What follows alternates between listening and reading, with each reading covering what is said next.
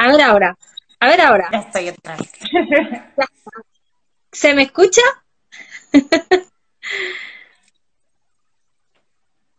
No sé. Lorena, Sí, ¿me escuchas ahora? sí, ahora sí te escucho. Pues no te muevas de ahí en una hora, por lo menos, ¿eh? Quieta. Vale.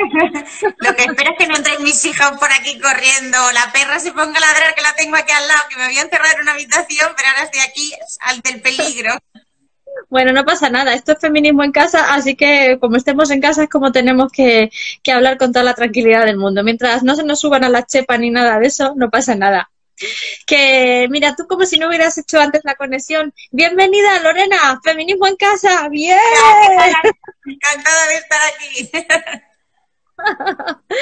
Bueno, te preguntaba antes que esto que nos ha tocado vivir a todo el planeta, a toda la sociedad, nos ha pillado de imprevisto, la COVID, pero bueno, tú la has vivido además en primera persona y bueno, quería saber qué ha significado vivir en esa primera línea, algo que se ha llevado muchísimas vidas por delante y muchísimo sufrimiento. Bueno, ha sido durísimo, ha sido inesperado. Creo que si hace 6 meses nos lo dicen, nadie nos lo habríamos creído que íbamos a vivir esta situación tan terrible. Yo he sido una afortunada porque aunque en principio la he padecido, aunque en aquel momento no se hacían test porque había muy pocos test y se hacían a quien se tenían que hacer, lógicamente, pero mis síntomas fueron muy leves, no tuve tampoco, bueno, pues me tuve que aislar, aislarte siempre es duro, aislarte de los tuyos. Pero bueno, en mi caso he sido afortunada y todo mi cariño a las personas que han perdido a alguien o que han padecido esta enfermedad y mucha fuerza. Porque, bueno, ahora lo que nos queda es, desde luego, esta crisis sanitaria, pero que tiene una dimensión también social y económica que nos impacta de una manera muy especial a las mujeres, nos golpea especialmente. Y eso es en lo que Sí. hay que estar ahora también mucho, sin perder la perspectiva de la crisis sanitaria, por supuestísimo, pero también a qué hacemos con esta crisis social y económica que no nos deje atrás a las mujeres. Claro, porque sobre todo se ha puesto en el centro de nuevo del debate, aunque no me gusta ya utilizar la palabra debate porque creo que hay verdades, son certezas que no son debatibles, son las que son, es que el cuidado siempre lo ejercemos las mujeres manteniendo, sosteniendo y todo esto viene a echarnos más peso a la espalda y a echarnos muchísimo más atrás en carreras profesionales de todo tipo. No hablo solamente de las que estén en alta dirección o una dirección, sino mujeres que han visto como por tener que no tener a una pareja siquiera corresponsable o no tener pareja, están con ese peso aún mayor a sus espaldas, ¿no? Bueno, algo que nos ha mostrado de una manera muy cruda esta crisis es que la corresponsabilidad y la conciliación real no existen. O sea, que si hemos podido desempeñar o avanzar en nuestra carrera profesional ha sido gracias a una cadena de ayuda de mujeres, bien fueran nuestras madres, abuelas, mujeres profesionales que vienen a nuestro domicilio a ayudarnos en esas tareas que asumimos las mujeres, que la sociedad nos dice que son nuestras. Y esta crisis nos ha devuelto a la realidad más cruda, ¿no? Que esa corresponsabilidad la hacemos, o esa conciliación la hacemos nosotras y que algo que ya era una discriminación que sufríamos de una manera pues permanente, como era la dificultad en el acceso y la permanencia al mercado laboral y la asunción de los cuidados mayoritariamente, pues se ha multiplicado.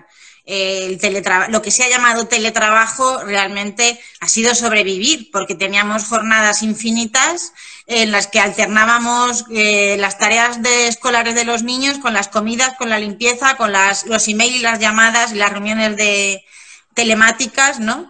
Y es importante que si el teletrabajo ha llegado para quedarse, pues que se regule con urgencia, con perspectiva feminista, para que algo que podría ser positivo no se acabe convirtiendo en una trampa para las mujeres, porque es importante que se asegure que se coja de manera corresponsable, que no seamos siempre nosotras las que adoptemos esas medidas de conciliación, que al final van en detrimento de nuestra carrera profesional, porque hay que recordar que en España la socialización es algo fundamental también para avanzar en tu carrera profesional, ¿no? La socialización con los compañeros de trabajo y que si no se asegura que se coge de manera corresponsable por parte de la pareja y que se facilita la promoción interna y la formación, aunque estés teletrabajando, al final se puede convertir en una trampa para las mujeres. Entonces, hay que regular esto y que verdaderamente sea teletrabajo y se coja entre los miembros de la pareja igual y, por supuesto, planes urgentes de ayuda a las mujeres monomarentales que ya arrastraban una situación durísima de pobreza y que con la crisis económica y social que ha sobrevenido lo tienen muy difícil, todavía más de lo que ya tenían para conciliar, para trabajar.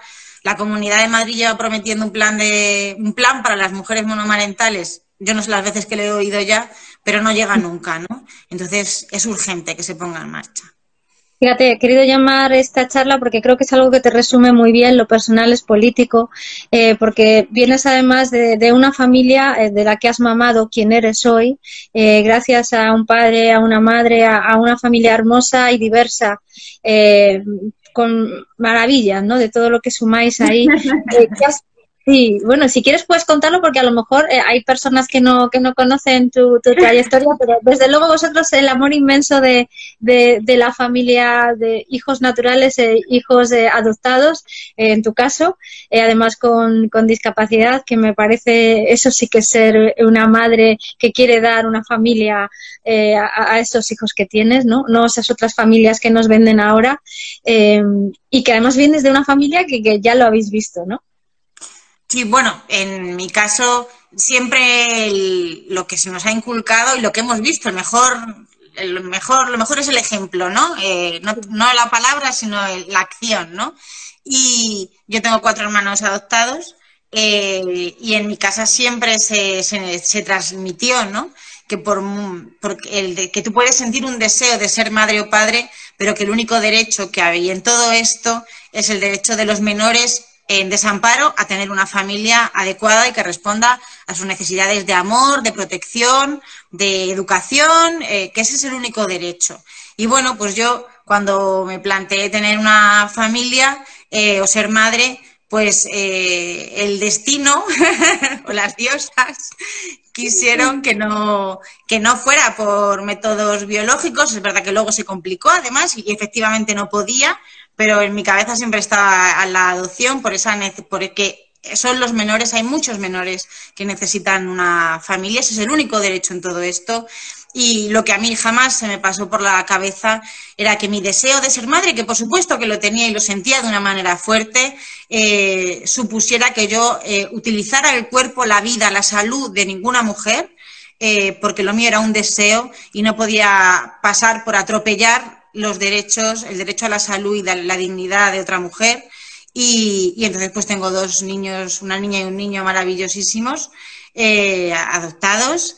Y además tienen una discapacidad y hay que visibilizarlo porque es muy importante hablar de este tema, ¿no? Y que la sociedad lo entienda como algo en positivo, que hay que valorar a las personas por todo lo que pueden ofrecer y dar y que es algo que lejos de ser algo negativo, pues eso, hay que ponerlo en valor y que se tenga muy en cuenta y que estos niños y estas niñas pues estén en la agenda de los gobiernos.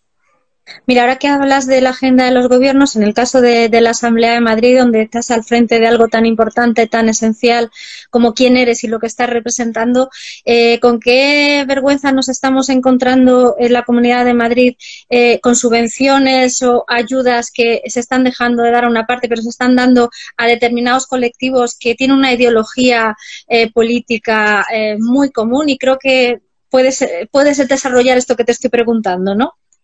Sí, bueno, el gobierno de la Comunidad de Madrid tiene su camino ideológico, su programa oculto, ¿no? Que no lo quieren decir en voz alta porque es muy doloroso escucharlo.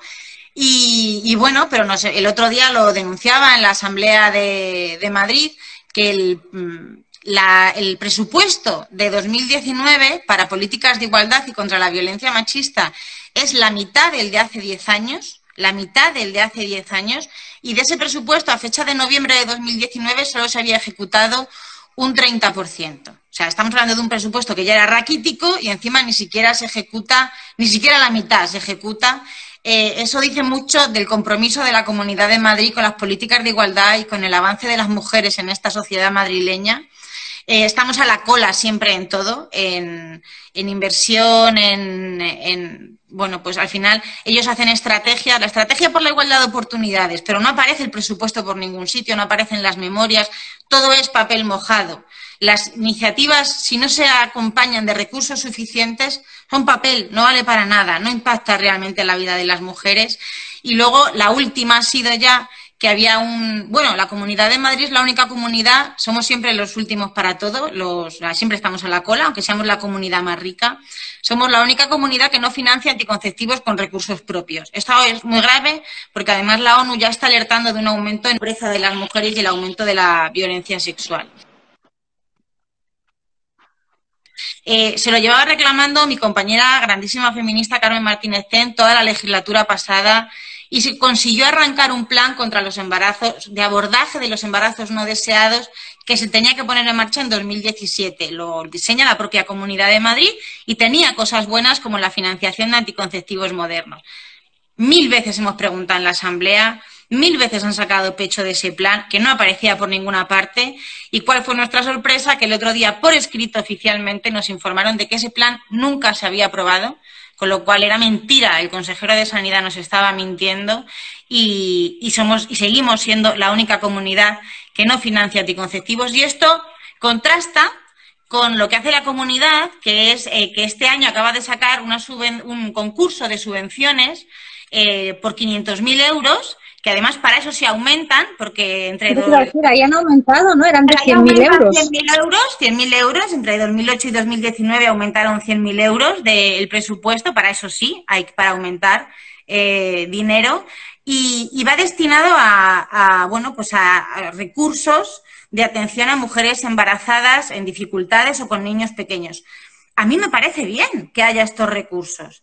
Pero lo que no me parece tan bien es que si tú miras quiénes son las adjudicatarias de esas subvenciones, en su mayoría, no todas, pero en su mayoría, son entidades con una clara ideología antielección, que no responde a una sociedad diversa en la que nos movemos y una sociedad progresista, democrática, en la que el derecho a la interrupción voluntaria del embarazo está más que arraigado y superado socialmente, consolidado socialmente, y que para eso sí haya dinero y se aumenten las partidas y, sin embargo, sigamos siendo la comunidad que no financia recursos, que no financia anticonceptivos y en la que se recorta y de qué manera los recursos destinados a políticas de igualdad y contra la violencia machista. Dice mucho de la Comunidad de Madrid. Dice mucho porque además las acusaciones que luego lanzan contra las feministas es que somos pro aborto, cuando en realidad somos pro vida. Nosotras también. Lo único que queremos es que las mujeres que quieran elegir y que puedan hacerlo lo hagan con una seguridad ya no solo jurídica sino sanitaria, que eso es lo más fundamental. O sea, no estamos aquí que aborten. La historia nos ha demostrado que no porque se prohíba las mujeres van a dejar de interrumpir voluntariamente su embarazo. Lo que hay que asegurar es que lo hagan con condiciones de que no arriesguen su vida por hacerlo, que todas tengan acceso y que no arriesguen su vida. Pero qué importante es que la comunidad, precisamente para que esas mujeres no tengan que llegar a un embarazo no deseado y a una interrupción voluntaria, que es una experiencia, imagino, dolorosa para la mayoría de las mujeres, que la Comunidad de Madrid pusiera en marcha planes de educación sexual, que también se los hemos reclamado muchas veces, y el acceso a los anticonceptivos, precisamente para no llegar a esa situación. Y lo que hay que hacer, desde luego, es asegurar que las mujeres puedan interrumpir su embarazo en condiciones de gratuidad y de seguridad y legal, por supuesto. Estamos hablando ahora en un momento de un contexto de crisis económica donde además seguramente por desgracia, y lo digo esto por desgracia porque muchísimas mujeres vayan a quedar embarazadas y no puedan acceder a los 40 euros que puede costar la pastilla del día después porque no te la están financiando, ¿no? Y realmente estamos en una situación grave porque no es que esas mujeres no quieran tener hijos, es que a lo mejor quieren elegir no ser madres o no quieren que sus hijos o sus hijas vivan una situación de precariedad triste, que además te marca de por vida para que tengas una vida marcada en esa situación de... El no poder elegir el momento de la maternidad es una de las causas de desigualdad social que perpetúan el círculo de la pobreza. Esas mujeres pueden elegir o no ser madres, pero tienen que elegir el momento que les es idóneo para poder criar a sus hijos con normalidad, con los suficientes recursos, con lo que ellas necesiten en ese momento y quieran, porque es su cuerpo. Entonces, es importante que haya acceso a esos anticonceptivos gratuitamente. Las mujeres acceder a muchos anticonceptivos que valen 35 o 40 euros mensuales. Y al final, si quedan embarazadas, se perpetúa el círculo de la pobreza para ellas y para sus criaturas. Fíjate, un poquito antes de entrar en directo contigo estaba viendo una noticia de Begoña Villacís hablando de cómo Madrid y la Comunidad de Madrid lo que va a hacer y el Ayuntamiento lo que va a hacer es respetar a esas familias diversas por gestación subrogada, porque no se puede pisotear en estas fechas en las que estamos conmemorando el orgullo LGTBI, bueno, pues esa diversidad que defienden a costa de la explotación reproductiva de las mujeres. Nuria, es que se me ha cortado un poco, te he oído. Begoña Villacís, explotación reproductiva. Imagino que va por los vientres de alquiler. Efectivamente, unas declaraciones que acaba de hacer hace nada. La Comunidad de Madrid y en el Ayuntamiento de Madrid. Volvemos a lo mismo. Es que ya no es que lo diga yo como Lorena Morales, feminista socialista, es que lo dice el Parlamento Europeo. Los vientres de alquiler, la explotación reproductiva, también en su versión altruista, que bueno, habría que ver, lo de versión altruista sería para charlar un largo rato, porque yo creo que no hay altruismo ninguno. Aquí lo que hay es una necesidad económica de mujeres. El propio Parlamento Europeo lo condenó, tanto en la versión comercial como en la altruista, porque era mercantilizar las capacidades reproductivas de las mujeres, considerarlas como una materia prima. Y estas son palabras del Parlamento Europeo, en el que hay partidos que no son sospechosos de ser feministas socialistas como Lorena Morales.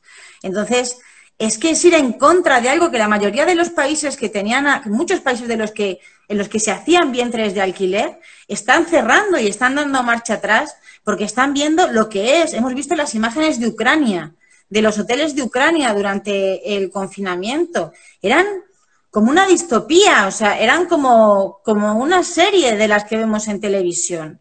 Entonces, ya vale, ya basta. Y además yo siempre porque repito lo mismo, yo no puedo tener hijos biológicos.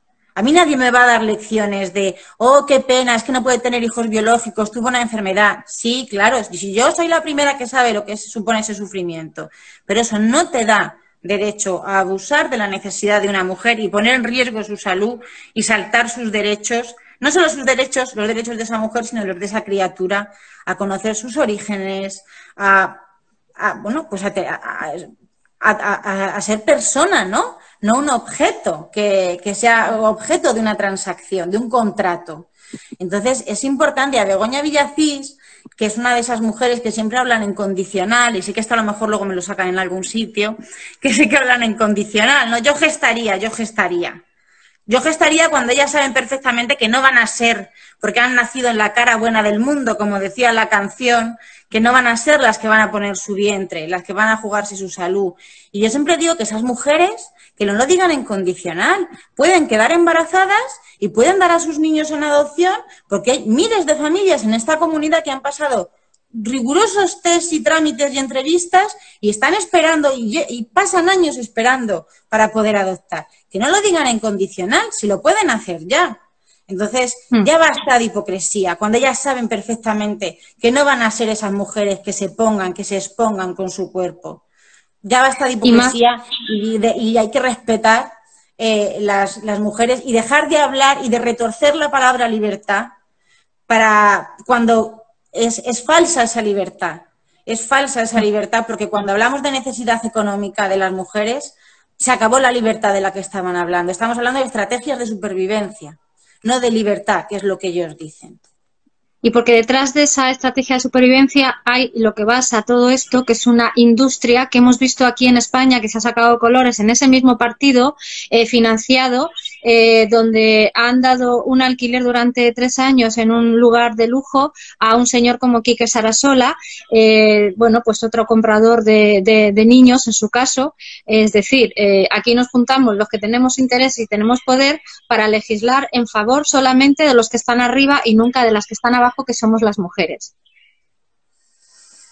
Bueno, pues es que al final, detrás de la explotación reproductiva también hay una industria muy, muy potente, hay un negocio. Al final es poderoso, poderoso caballero es don dinero, si no recuerdo mal, dice el refrán. Entonces, bueno, pues hay mucho interés en que se regule, porque al final creo que todos somos conscientes, y todas por las experiencias que ha habido en otros países ya, que han tenido regulaciones, pues que al final aquí no se hace. Lo que se abre es la puerta a que se hagan países donde las mujeres tienen una situación de pobreza mucho mayor que la de España y donde las legislaciones son muchísimo más laxas y van a poder campar a sus anchas. Y además les va a abrir la puerta a países donde hasta ahora no pueden dirigirse porque les piden una regulación positiva aquí en España. Entonces, ellos insisten en la regulación aquí, a sabiendas de que aquí va a haber muy pocos casos, y porque lo hemos visto en experiencia de otros países como el Reino Unido, y donde se va a hacer masivamente es en el extranjero, en países donde las mujeres tienen una situación de necesidad todavía mucho más acuciante que en el nuestro. Hay otra realidad que conoces muy bien, Lorena, es la de la prostitución en la Comunidad de Madrid. Hace 2 años estuvisteis luchando como jabatas aquí en Madrid para que se intentara dar dignidad a las miles de mujeres que están siendo prostituidas y explotadas en esta capital, ¿no?, de España, que al final bueno, no salió adelante por esa moralidad, ¿no?, que supuestamente partidos como el de Begoña Villacís o como el PP o como Unidas Podemos también en su momento, bueno, pues pusieron palos en las ruedas, ¿no?, para que no saliera adelante nada de esto. Bueno, yo creo que es uno de los puntos en los que más, bueno, que más nos diferencian, que más nos separan de Unidas Podemos, como la perspectiva que tenemos sobre la prostitución y sobre bueno, en concreto sobre la prostitución, ¿no? Hay una frase de Carmen Calvo que, bueno, Carmen ha hablado mucho de prostitución, pero hay una frase que a mí me gusta mucho que dice que la prostitución no es el oficio más antiguo del mundo, sino la esclavitud más grande y más antigua de la historia. Y que nosotros lo consideremos una forma de violencia, pues claro, marca una perspectiva que difiere mucho de la que tienen como partido. No dudo que dentro de Unidas Podemos haya mujeres abolicionistas de la prostitución, pero bueno, el posicionamiento que tienen como partido no recoge ese abolicionismo. Se presentó una ordenanza de corte abolicionista. El principal eje eran las ayudas, los planes integrales de recuperación de estas mujeres. También era la concienciación, la sensibilización de que esto no es una forma de ocio, es una forma de violencia hacia las mujeres. Y, por supuesto, también, y aunque era lo más polémico, eran las sanciones a los puteros y a los proxenetas. Desgraciadamente no salió. Pensábamos que el Partido Popular quizá podía en un momento dado apoyarnos por otras motivaciones diferentes a las nuestras, pero que en un momento dado podría apoyarnos. No fue así. Nos quedamos bastante solas. Unidas Podemos se abstuvo, sabedoras al final de que su abstención hacía que no saliera adelante, y se presentaron mociones en todos los ayuntamientos de la Comunidad de Madrid pidiendo ordenanzas con los mismos aspectos, con los mismos ejes de la que se había presentado por parte del Grupo Socialista en el Ayuntamiento de Madrid, y no salió, se repitió el mismo patrón de voto, con lo cual muy pocos ayuntamientos consiguieron sacarlas adelante. Getafe ha dado un paso al frente, Alcalá de Henares también. Pero fue más sangrante todavía en Barcelona, donde las compañeras del PSC presentaron una ordenanza muy similar y se encontraron hasta insultos, ¿no? Por algo que parece que, bueno, que en mi cabeza solo cabe eso, ¿no? Que la prostitución es una forma de violencia, no es un trabajo, y hay que poner las herramientas para acabar con ella y sobre todo darles a estas mujeres una salida digna, una esperanza de futuro, y que los puteros y los proxenetas entiendan que basta ya, que esto no es una forma de ocio ni un negocio, Esto es el sufrimiento de miles de mujeres. Hay que recordar y hay que ponerlo siempre encima de la mesa que la prostitución, según el INE, prostitución y trata mueven en España más de 5.000 millones de euros anuales. 5.000 millones de euros anuales. Esto lo dice el INE. Y cuánto sufrimiento se esconde detrás de esas cifras y qué dice de nosotros esa cifra como sociedad. Fíjate, ahora que has hablado de Barcelona, ayer mismo, de nuevo la desvergüenza y no sé, yo no encuentro muchas veces los calificativos para nombrar las situaciones de Ada Colau en el propio balcón del Ayuntamiento de Barcelona, abriendo la puerta, abriendo el balcón y diciendo claramente a alguien que es lobby proxeneta, poniéndolo en el balcón para que bajara la bandera del orgullo de LGTBI. Yo no lo puedo compartir, no lo puedo compartir. Perdóname que he tenido que abrir la puerta porque si no se me cortaba. No lo puedo compartir. La prostitución no es una forma de violencia. Y hacerse una foto, una persona que representa mucho las sensibilidades, que representa también a las mujeres en situación de prostitución que tanto están sufriendo y víctimas de trata, no puedo comprender que te pongas en un balcón institucional que representa una de las ciudades más importantes de este país y de Europa, al lado de una persona que representa, bueno, pues contra lo que nosotros luchamos, que es el proxenetismo. No lo puedo compartir. ¿Cómo se puede permitir? ¿Y cómo se puede permitir eso? Ella siempre, Ada Colau siempre ha sido una defensora de los, bueno, pues de la regulación de la prostitución, y lo consideran trabajo sexual. Y vuelvo a la frase de Carmen, de la vicepresidenta: no es un oficio, no es el oficio más antiguo del mundo, sino que es la esclavitud más grande y más antigua de la historia. Ahí no nos vamos a poner de acuerdo jamás, porque ya, y ahí vemos además cómo Barcelona se mueve con el tema de prostitución, que es muy preocupante y desde luego no es deseable en ningún caso.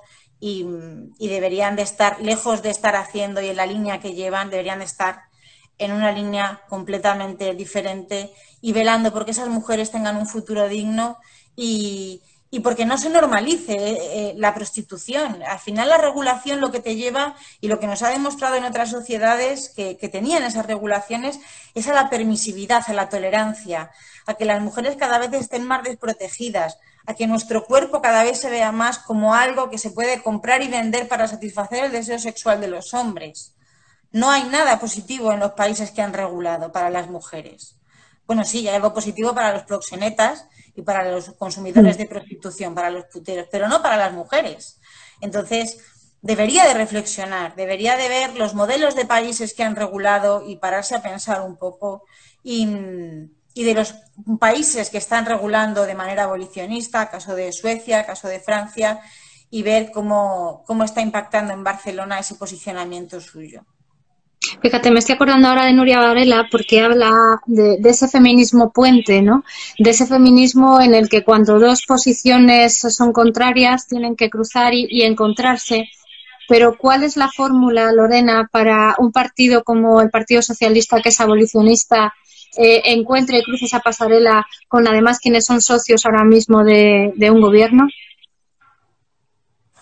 Pues es una pregunta complicada, tiene una respuesta compleja, porque son posicionamientos bastante antagónicos. Yo quiero pensar que sería, bueno, o ese sería mi deseo, ¿no? Que quien está en la cartera de igualdad en este momento escuche al movimiento feminista, que cuando ella y yo, cuando la ministra y yo no habíamos nacido, ya llevaban muchos años luchando por nosotras, por las que ya estaban, por las que veníamos, por las que vendrán, que las escuche y las comprenda, por qué ellas han llegado a esas conclusiones, por qué tienen esos posicionamientos, por qué defienden esas iniciativas legislativas que defienden, como la ley abolicionista, y que también escuche y tienda puentes con la otra formación, que además es la mayoritaria en el gobierno, para intentar llegar a acuerdos por el bien de las mujeres, que es por lo que tenemos que velar y por lo que estamos en política, por el bien de las mujeres, de toda la sociedad, pero en este caso, por la parte de la que estamos hablando, por el bien de las mujeres. Sería muy interesante, desde luego, que nos escucharan no solo a las feministas socialistas, que también, porque es una parte mayoritaria además en el gobierno, y además la intención del Partido Socialista en la legislatura pasada, y además había borradores que, bueno, por todas conocido porque se habló de ellos en prensa, de una ley de corte abolicionista que se estaba preparando, pero que nos escucha a nosotras, pero también a esas feministas, a esas entidades históricas en este país que reclaman esa ley abolicionista y que escuche sus razones y que tienda puentes para intentar llegar a algún consenso en este sentido y que empecemos a revertir la realidad que tenemos ahora, que no va por el mejor de los caminos en el sentido de la prostitución y la trata, porque las cifras en España siguen siendo terribles y durante el confinamiento ya hemos visto cómo, pues lejos de frenarse, pues han seguido muy, bueno, pues ahí, en vez de estar en clubs, estaban en pisos, las trasladaban, perdían además el contacto y ha sido muy difícil para esas mujeres. Ha tenido que ser terrible durante el confinamiento. Nunca sabremos, porque son las excluidas de las excluidas, como dice APRAM, nunca sabremos lo que han sufrido en esos pisos atrapadas sin atención sanitaria y bueno, pues objeto de todo tipo de prácticas sexuales aberrantes. A mí me encantaría ser igual de optimista que tú, Lorena, pero escuchar a una ministra que dice que no tiene datos de la prostitución, cuanto menos me causa decepción y mucho dolor. Porque tú misma lo has dicho, ahora mismo en la pandemia sabemos cómo han tenido que estar todas esas mujeres, porque hay asociaciones que están trabajando a pie de calle, que aunque no han podido estar trabajando a pie de calle, han estado viendo el dolor de todas estas mujeres, y que una ministra reconozca públicamente sin despeinarse que no tiene datos para hablar y que es más importante el debate, así me quedo. Bueno, debatir se ha debatido ya mucho. Lo que hay que empezar es a actuar. O sea, debatir hemos debatido muchísimo y de todo hay debate. O sea, que si no se hubieran hecho leyes en este país porque hubiera debate, no habría ninguna ley aprobada, ¿no? Entonces, lo que hay que hacer es poner encima de la mesa la situación, como decía antes, sentarse a hablar con esas entidades feministas que se lo reclaman y que las escuche también. Ella misma decía el otro día que aprendía mucho de las mujeres feministas, yo también lo comparto, por supuesto, estoy de acuerdo con ella en ese sentido, pues que las escuche y si hay datos. Es verdad que no hay tantos datos como nos gustaría y como hay de otras formas de violencia de género, porque ha sido algo de lo que no hemos querido hablar, de lo que hemos preferido mirar hacia otro lado, como pasaba con la violencia de género hace muchísimos años, ¿no? Que tuvieron que empezar a hacer el conteo las entidades feministas. Pero si no hay datos, se hacen, se buscan, se habla con las entidades. Hay entidades en este país que llevan haciendo estadísticas y recopilando datos muchísimo tiempo. Hay grupos en el Parlamento Europeo, como está el grupo, pues hay grupos que además hacen, informan sobre la situación en España. Las cifras del INE están ahí y yo creo que,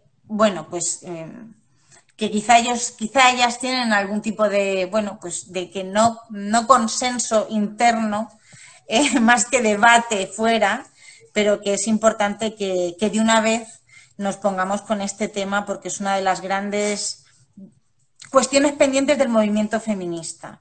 El otro día una compañera, pues muy mayor, histórica, me decía que no se quería morir sin ver una ley abolicionista. Yo creo que se lo debemos a muchas mujeres. Se lo debemos a muchas mujeres y nos lo debemos como sociedad. Efectivamente. Oye, yo te quiero preguntar por un documento interno. No sé si me entiendes. Sí. La que se ha liado por algo que es evidentemente necesario, que cuando se habla de abolición, se habla de la abolición de los vientos de alquiler, de la abolición de la prostitución, como acabamos de hablar, y de la abolición del género. Es un documento, es un argumentario. Los argumentarios en el partido se hacen habitualmente, no solo en el PSOE, sino en muchos, en todos los partidos, yo creo, porque son documentos que fijan posicionamientos sobre temas que en ese momento pues están en la agenda, en la actualidad, ¿no? Era necesario fijar un posicionamiento. A mí me gustaría recordar que si bien nosotros tenemos congresos cada 4 años y bueno, pues hablamos de muchos temas, debatimos, decidimos, es la dirección política del partido en cada momento quien fija posiciones también sobre los temas. Y este documento va firmado por nada más y nada menos, por supuesto, que por el secretario de Organización, por Ábalos, y por la secretaria de Igualdad, Carmen Calvo, que son las personas en la dirección política que tienen esa responsabilidad. Y a mí me parece un documento siempre respetuoso para con las personas transexuales, con las mujeres transexuales, pero creo que ante la insistencia en introducir determinados posicionamientos y determinadas teorías y determinadas cuestiones, pues había que fijar un posicionamiento sin dejar de tener en cuenta, por supuestísimo, los derechos de las mujeres transexuales y las personas transexuales, pero, por supuesto, defendiendo y poniendo encima de la mesa los derechos de las mujeres, y que las mujeres somos el sujeto político del feminismo y que el sexo existe, y que como las mujeres, la sociedad nos determina nuestro lugar, determina que nuestra función es reproductiva y no productiva. Tantas cosas, ¿no? Las discriminaciones que sufrimos, pues que es por el hecho de nacer mujeres. Y además de ese postulado, es sobre el que se construye el machismo, ¿no?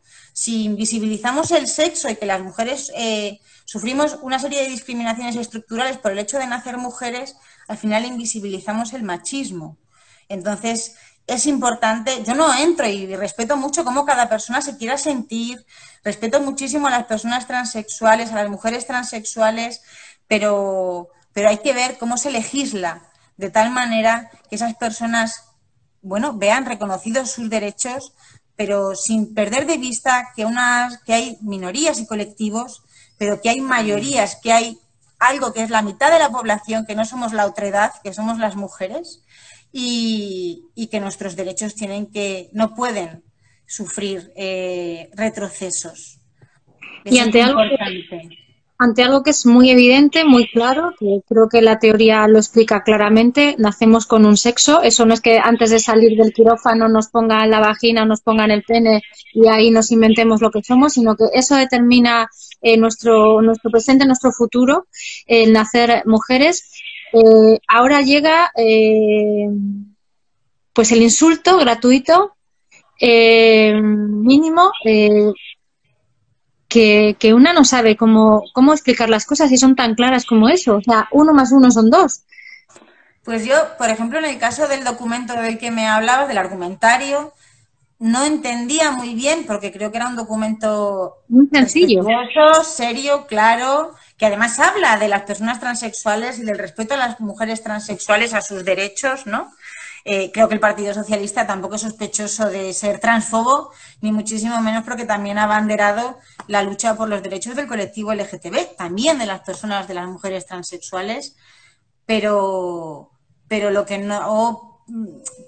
repito, las mujeres no podemos dar pasos atrás, se tiene que velar, por supuesto, por nuestros derechos, no somos una minoría, las regulaciones que se hagan tienen que tener siempre muy presente la perspectiva feminista, y las legislaciones similares en países de nuestro alrededor nos generan incertidumbre y nos generan preocupación. No estamos hablando ya de teoría, estamos hablando de experiencias de otros países que han tenido legislaciones en este sentido y que nos llaman la atención, y no nos agrada lo que vemos, cómo están impactando en las mujeres, en las vidas de las mujeres, y en esa perspectiva, pues es en esa visión del machismo, en esas estadísticas, en muchos aspectos en los que al final tiene recorrido estas legislaciones. Y es importante que no lo perdamos de vista y que además el nivel de violencia baje. Quien hace señalamientos públicos, venga de donde venga, no sé si se puede llamar persona demócrata. Yo puedo discrepar, y es muy legítimo discrepar, pero no se puede agredir, no se puede señalar públicamente. Venga de donde venga, venga de la ultraderecha y venga de donde venga. Y estamos viendo un nivel de violencia que es llamativo, es llamativo. No es la primera vez que lo vivimos, pero sí es llamativo. No se puede agredir, no se puede insultar, no se puede calificar a las personas porque discrepen de tu posicionamiento. Y hoy tengo compañeras que están siendo señaladas públicamente y me disgusta, y las apoyo a mis compañeras que están siendo señaladas porque vengan de donde vengan, venga de donde venga ese señalamiento, esos insultos, no es de recibo. Y habrá alguna feminista que desde luego yo tampoco lo comparta cómo se dirija, pero yo en lo que veo de las redes sociales no es una cosa equilibrada lo que estamos viendo, es una crispación, es que además hay acuñado un insulto. Entonces... Hemos pasado de ser putófobas, surrófobas y ahora también somos transfobas. Hemos pasado de ser además oprimidas a opresoras. Opresoras, eso es muy grave. Parece que porque yo soy una mujer heterosexual, ahora soy una privilegiada. Sí, claro. He pasado eso de ser víctima del machismo, víctima de una discriminación estructural, a ser una opresora. Yo no pongo en cuestión que haya otros colectivos que sufran muchísima discriminación, por supuestísimo, y ahí estoy con ellas y con ellos apoyando y aquellas leyes que se requieran para que dejen de sufrir discriminación y tengan una vida normal y feliz, adelante, pero sin impactar de manera negativa a más de la mitad de la población, sin borrarnos a las mujeres, porque somos el sujeto político del feminismo y eso hay que repetirlo sin descanso y sobre todo sin ejercer violencia. Quien debería de ser aliado y quien debería acompañarnos, porque lo hemos sido históricamente en muchas ocasiones, ojo, sin confundir agendas, porque eso es importante. Cada movimiento debería tener su agenda y el feminismo no puede absorber todas las agendas del universo porque entonces se desvirtúa la del feminismo y la lucha de las mujeres. Pero basta ya de violencia y basta ya de insultarnos y de hasta acuñar insultos. Yo no soy una terfa, yo no soy una transfoba. Tienen todo mi apoyo y todo mi respeto y no porque yo discrepe en un aspecto que es la autodeterminación de la identidad sexual, dejo de ser una persona que les quiere acompañar y que respeta su situación y les entiende. Y los insultos en redes, desde luego, dicen poco de quien los emite a su favor. Estaban diciendo por aquí en un comentario una compañera que qué triste ver a Beatriz Jimeno llamando transfobas a las diputadas y a las políticas socialistas, con el cargo que esta señora representa en estos momentos. Bueno, cada cual tiene que responder de sus propias afirmaciones. Cada cual tiene que responder de sus propias afirmaciones. Lo que nosotras como feministas socialistas siempre hemos tenido muy presente es que cuando entrábamos en una confrontación pública, sobre todo cuando caíamos en el insulto, quien aplaudiera a los machistas. Es interesante generar espacios donde podamos hablar tranquilamente, donde podamos intentar llegar a algún tipo de, pues atender puentes, esos puentes de los que me hablabas antes, ¿no? Pero cuando entran en una confrontación y pues con las feministas socialistas o con las de otro partido, ¿no? Quien aplaude, desde luego, no son las feministas, sino son las personas que no quieren vernos avanzar a las mujeres, ¿no? Entonces, cuidemos esas afirmaciones, esos comentarios que hacemos en redes, en prensa, porque eso sí es verdad que las feministas socialistas, a mí me lo han enseñado mis mayores, mis maestras de Amparo Rubiales, Carmen, Isaura Leal, Altamira Gonzalo, mis mayores feministas socialistas, que ojo con lo que se decía, siempre muy respetuosas con las compañeras del feminismo aunque discrepáramos, y desde luego si se discrepaban, se hacían espacios internos con ánimo de construir y de alcanzar acuerdos y de avanzar, no no con ánimo de enfrentamientos, de crispaciones, porque la única quien sacaba ventaja eran los machistas. Pero eso ahora es imposible, Lorena, seamos realistas. Bueno, ellas, como te decía antes, tendrán que responder de sus afirmaciones. Yo no puedo responder de lo que ellas digan. Yo sí que quiero dejar muy claro que no me parece lo mejor para avanzar y que desde luego los señalamientos públicos de mis compañeras los rechazo completamente y les mando un abrazo muy, muy cariñoso, lleno de sororidad desde aquí, porque flaco favor nos hacemos unas a otras así. Yo creo que las palabras de Marcela Lagarde de que la mayor transgresión era nuestra hermandad, pues hay algunas compañeras de camino de feminismo que deberían reflexionar sobre ellas. Cuando dicen además que repartimos carnets, ¿cómo te quedas? Ellas, yo no lo reparto. No sé, dice, claro, aquí ya estamos. Yo no reparto, creo que nadie reparte los carnets de feminista. Pero bueno, yo sí demuestra creo que cada una, ¿no? Yo creo que cada cual responde, cada una respondemos de nuestros actos, de nuestros posicionamientos, de nuestro ejemplo, de nuestro respeto para con las demás. Y bueno, pues que a ellas les parece que nosotras repartimos los carnets de feminista. No lo sé. Nosotras lo que tenemos es un posicionamiento y ya está. Y ellas tendrán el suyo.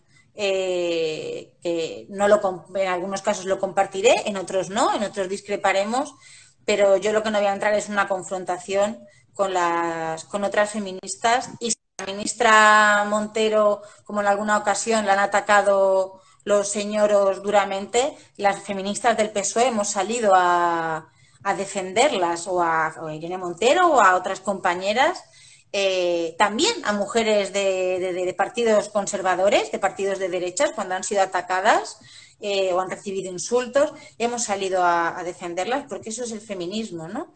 Y yo lo que decía antes de Marcela Lagarde, que esa transgresión de hermanarnos, qué importante sería, porque solo si entendemos que la unión está a nuestra fuerza, aunque tengamos discrepancias, aunque a veces no nos pongamos de acuerdo, pero en esa unión es la manera que tenemos de avanzar en un momento muy peligroso en el que tenemos el auge de partidos de corte fascista que nos niegan a las mujeres conquistas tan importantes y que pensábamos que estaban ya completamente asumidas, como era la lucha contra la violencia machista, y que lo tenemos enfrente, y que en vez de estar luchando unidas por estas cuestiones, contra estas afirmaciones tan bestias, y porque no nos quedemos atrás en esta crisis, porque las mujeres nunca hemos salido bien de los momentos difíciles de la historia, nunca hemos salido bien paradas, pues que tenemos tantas cosas por las que legislar, tantos derechos que generar, tanto que avanzar,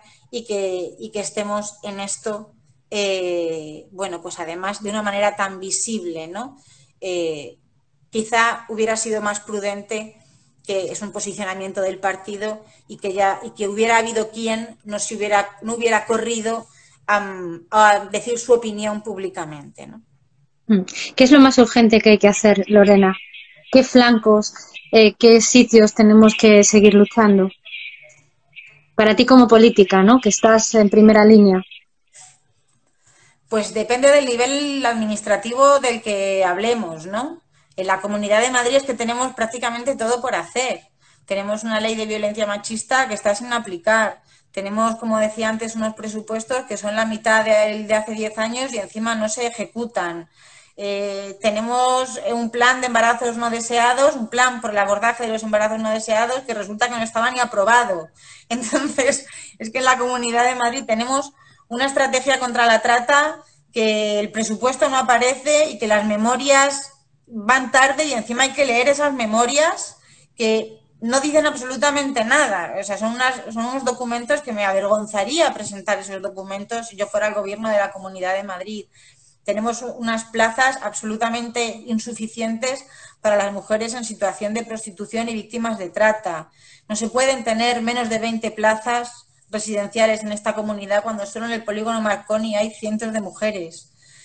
cuando las mujeres en esta comunidad tenemos una situación de pobreza, porque es una comunidad muy rica, Madrid, pero que la acumulan unos pocos y no llega sobre todo a las mujeres, porque la pobreza tiene rostro de mujer, y más en esta comunidad, y donde las mujeres nos dicen que tienen muchísimas dificultades en el acceso a los servicios sociales, de los que somos las principales usuarias, más en esta crisis, y que tienen muchas dificultades también en la tramitación de las ayudas que les corresponden.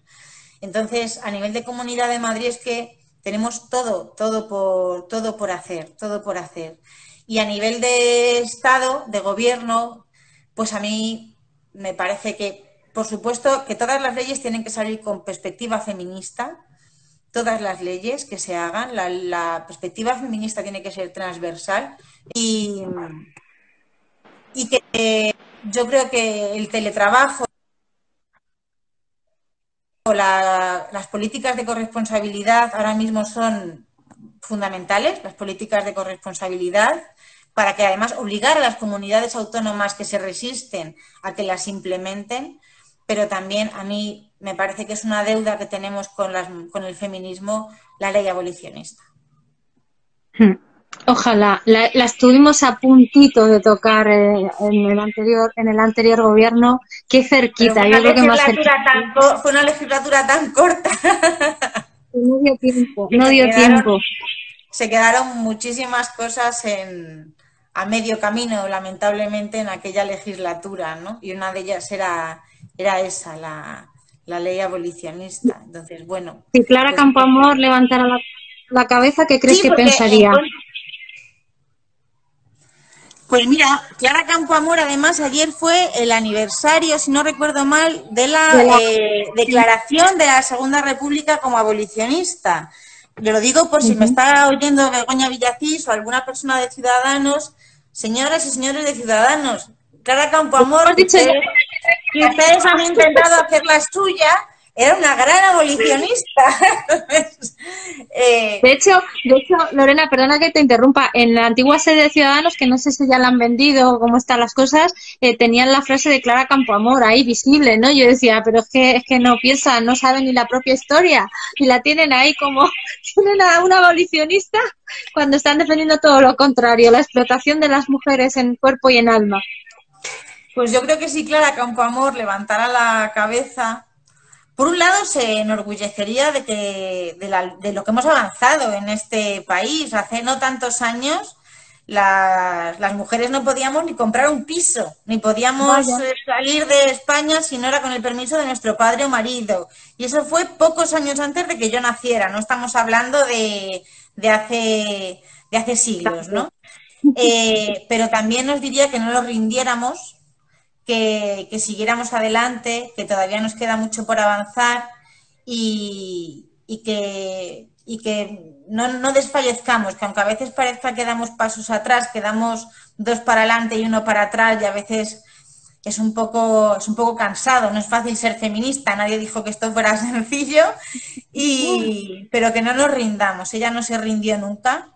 Y merece la pena que, aunque solo sea por esa lucha que gracias a esa lucha nosotras estamos hoy aquí, pues que no nos rindamos por las que vienen, ¿no? Y que sigamos, además, no solo por nosotras, sino por todas las mujeres de todos los países. O sea, no porque nosotras tengamos una situación mejor, tenemos que dejar de luchar por las que en otros países todavía lo tienen peor que nosotras. Entonces, yo creo que es el mejor homenaje que le podemos hacer a Clara y a tantas otras mujeres. Oye, me estoy acordando de la manifestación del 8M, la polémica que hubo también con unos guantes morados. Pues, ¿tú estabas allí? Yo me encuentro en todas, sin buscarlo me encuentro en todas y salen en los periódicos. Pues eso ha sido, bueno, además, era raro el día que no ponías la televisión y veías la pancarta del Partido Socialista. Ahí, venga, Lorena, para acá. Sí, mi hija estaba entusiasmada porque salía mucho su madre por la tele. Yo no estaba tan entusiasmada por la parte que ha tenido de criminalización del feminismo, de cómo se ha intentado doblegar al movimiento de las mujeres para intentar doblegar al gobierno, ¿no? Era la tormenta perfecta, ¿no? Era Era, bueno, pues una unión ¿Pasaba estupenda, algo ¿no? feminista? ¿Había cualquier otra cosa feminista? Sí, porque ese fin de semana hubo muchísimas cosas, muchísimos eventos. La Comunidad de Madrid no avisó, de hecho hay una carta del 5 de marzo muy explícita de la Comunidad de Madrid en la que se pueden hacer eventos.